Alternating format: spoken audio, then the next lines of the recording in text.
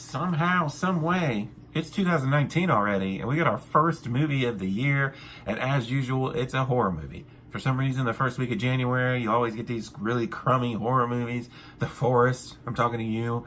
Last year, I don't even think I saw a movie, because it was some, like, Insidious Chapter 4. And oddly enough, this is the director of that, is coming back to direct Escape Room. Now, Escape Room had an interesting premise. The trailers looked kind of cool. My daughter really wanted to go see it. We were bored, so we went to go check it out. And for the most part, it's not horrible, which is, you know, pretty good. It's probably the best January horror movie I've seen yet. And like I said, it's directed by this guy who directed some Insidious movie. The people you're going to notice, like Debbie Ann Wall from like Punisher and Daredevil.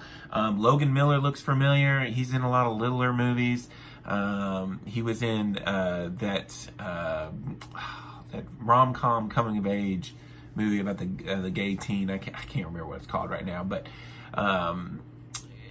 most part though, everybody else is kind of no-named. And what you have here is, as everybody knows, these escape rooms that people go to have a good time. I've never been to one, but it's a very popular thing right now. Well, in this one, you can win, I think it's $10,000 or $100,000, maybe $100,000 if you can escape this room, because it's one of the most difficult ones and no one's ever escaped it. So a bunch of strangers get the invitation, they show up, but the twist is the escape room is trying to kill them. And really the first hour of this movie is really fantastic. Really, I was going to be like, whoa, this is one of the better horror movies I've seen in a while.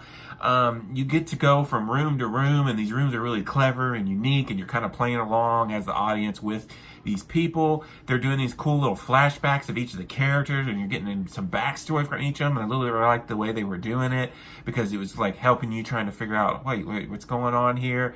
Like I said, the two characters that I really liked were the Debbie Ann Wall and the Logan Miller guy. They were the best two characters. There's a couple characters here that are kind of cheesy and kind of just mean to be mean, but they weren't like horrible. I was afraid we were going to get some real cliched, horrible characters in here, but they were actually pretty interesting characters. You go to like, I think about 3 or 4 rooms, and then the story starts to tank a little bit, which makes this movie just kind of be okay, because they go on a route which I don't know. It felt like that it has this ending planned out, and you're like, okay, whatever. Maybe we can have some new characters show up. But then they're like, oh, here's another ending. It's one of the movies that has like 3 too many endings, and they're setting up for a franchise, which, you know, I don't really like that most of the time. And I'm sure this movie will probably do good enough. It's probably on a low enough budget. We probably will get a sequel, and I'll probably will check it out just because the whole escape room stuff is pretty cool, and they kind of tease what the next escape room might be. But just that whole ending, you'll know when you see it, the way they go with it. And just once you find out what the whole purpose of this room is and why they're trying to kill them and all that stuff, it's kind of lame and kind of a the worst part is this guy shows up at the end of the movie, and he's just like, he is the exposition man, and he just shows up and he's like, this is going on and this is why and blah blah blah and blah blah blah, and you're just like, you could not have come up with a better way or a more clever way to do this. Like, it kind of reminds me, the movie overall is like of a Saw or a Final Destination type movie, but just like they had this really cool idea and they didn't know how to finish it.